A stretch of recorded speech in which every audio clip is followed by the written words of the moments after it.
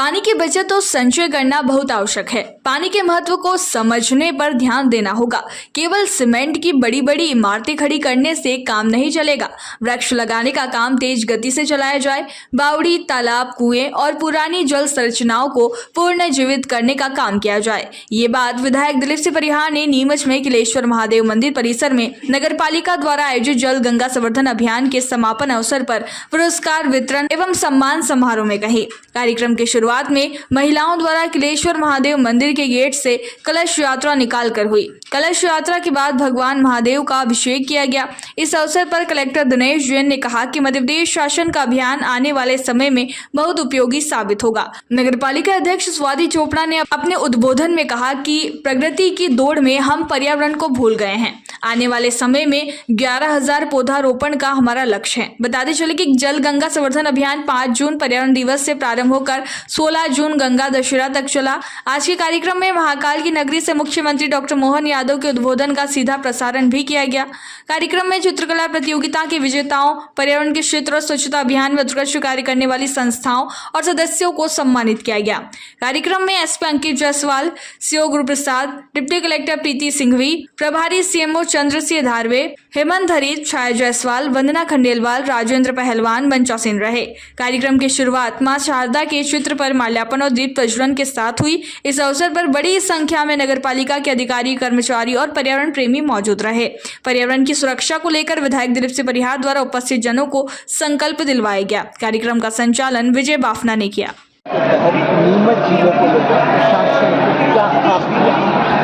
देखिए, हम लोगों ने इस जल गंगा संवर्धन अभियान में हमारे जिले के जितने भी जल स्रोत हैं उनकी साफ सफाई और उनका रिचार्जिंग करना, उनकी मरम्मत वगैरह करना, उनका गहरीकरण करना, ये सारे काम हम लोगों ने लिए थे।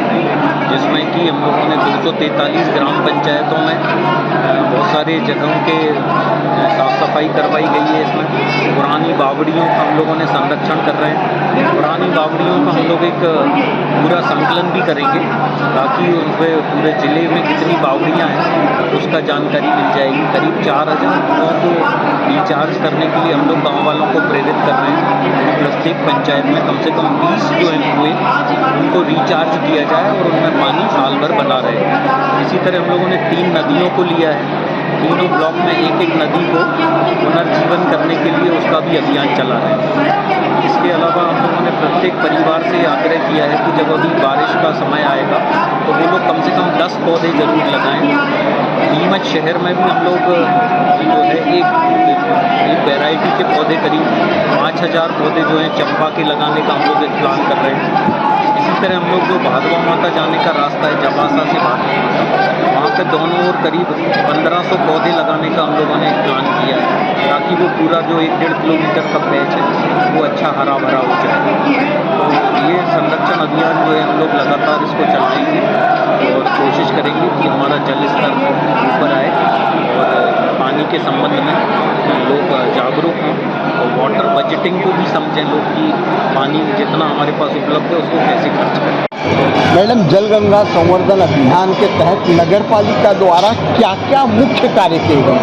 देखिए, जो हमारे पास शासन से जो कार्यक्रम आया था उसमें हमें मेन जो संरचनाएँ हैं, जो जल संरचनाएँ हैं, जल स्रोत है, उनकी स्वच्छता हमें करनी है और हम उसी दिशा में हमने वृक्षारोपण भी किए हैं क्योंकि हम जानते हैं कि पर्यावरण को सुरक्षित रखने के लिए हमारे लिए वृक्षारोपण भी बहुत आवश्यक है। नदी नालों की सफाई हुई है, हमने कुएँ की भी सफाई कराई है और बहुत सारी ऐसी जगह यहाँ पर सफाई बहुत सालों से नहीं हुई थी, वहाँ पर सफाई कराई गई है। तो मुझे लगता है कि एक अनवरत प्रक्रिया है। 10 दिनों में हमने काम किया है, पर आने वाले समय में अगर लगातार ये काम चलते रहेंगे तो हमारी जो पानी का संग्रहण है तभी हम बढ़ा पाएंगे। मैडम, कार्य जो भी हो रहे हैं 1-8 दिन या घंटे 2 घंटे के लिए हो रहे हैं, आवश्यकता जो है वो लगातार एक जगह से साफ करनी है।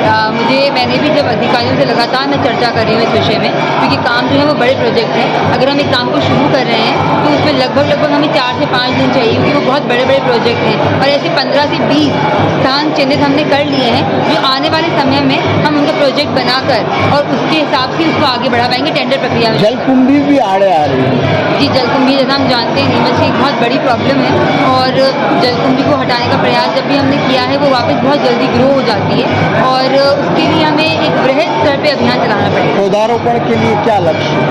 हमारा लक्ष्य अभी 11,000 पौधों का है। कलेक्टर साहब ने हमें 5100 पौधों का लक्ष्य दिया है और वो चाहते हैं कि नीमच में हम एक विशेष जैसे वाइट फ्लावर हो गया, चंपा हो गया, बोगनविले हुआ, ऐसे पौधे लगाएं जो नीमच में एक पहचान दिलाएंगे कि नीमच सिटी में कोई आए तो उनको बहुत सारे वाइट फूल वाले पौधे देखने को मिले। तो हमारी कोशिश है कि हम एक तरह के पौधे भी ज़्यादा लगाकर क्षेत्र को एक श्वेत हरित क्रांति के नाम से हम काम करना चाह रहे हैं। इसके अलावा जो पौधे ज़्यादा ऑक्सीजन देते हैं, जो जल्दी जल जाते हैं, जो पानी की कम आवश्यकता होती है, तो टेक्निकली हमने एक एक्सपर्ट टीम को बुलाया है और हम उनसे भी चर्चा करके अच्छे पौधे जो क्षेत्र के लिए अच्छे हैं वो लगाएंगे। शहर के कई नालों पर अतिक्रमण बढ़ता जा रहा है, उसको लेकर अतिक्रमण की कोई कार्रवाई वगैरह? देखिए, अतिक्रमण के लिए दस्ता बनाकर अतिक्रमण के खिलाफ एक लड़ाई हम सबको मिलकर लड़नी होगी और शासन प्रशासन मिलकर हम जल्द ही आने वाले समय में अतिक्रमण का एक दस्ता बनाकर उसको भी सक्रिय करेंगे। संवर्धन की तरफ से आज कार्यक्रम रखा गया है समापन का। जल गंगा सर्वोधन की पुनर्रचनाओं को जीवित करने के लिए मध्य प्रदेश की सरकार और सरकार के मुखिया डॉक्टर मोहन यादव जी ने अंतर्राष्ट्रीय पर्यावरण दिवस के अवसर पर 5 तारीख से लेकर आज 16 जून तक यह कार्यक्रम था। आज इसका समापन है। हमारे यशस्वी मुख्यमंत्री डॉक्टर मोहन यादव जी, नगरीय प्रशासन मंत्री माननीय कैलाश विजयवर्गीय जी आज यहाँ उज्जैन की महाकाल की नगरी उज्जैनी में इसका समापन कर रहे हैं। निश्चित ही उनके कहने अनुसार आज छोटे छोटे जो तालाब थे, जो कुएं थे, बावड़ी थे, उनका सुदृढ़ीकरण हुआ है। जो तालाब साफ किए गए हैं, उनको कुएं बावड़ियों को साफ किया गया। आने वाली वर्षा ऋतु में उनका पानी धरती में ही चले, वहाँ रुके, इसकी व्यवस्थाएं हमने की है। नगर पालिका के माध्यम से भी 5 तारीख से 16 तारीख तक लगातार कार्यक्रम चला गए। कहीं घाटों का स्वच्छीकरण किया गया, कहीं पेड़ लगाने के लिए लोगों को प्रेरित किया गया। ऐसे अनेक रचनात्मक निबंध प्रतियोगिताएं करी गई। ऐसे अनेक रचनात्मक कार्यक्रम पूरे 10 दिन तक 7 दिन तक चले हैं। मैं इसके लिए नगर पालिका को भी धन्यवाद देता हूँ। निश्चित ही आने वाले समय में सबसे निवेदन करूँगा कि वर्षा ऋतु आने वाली है, हमें पर्यावरण के लिए वृक्ष लगाना चाहिए और खेत का पानी खेत में रोके, गाँव का पानी गाँव में रोके। ऐसी संरचनाएँ बनाना चाहिए।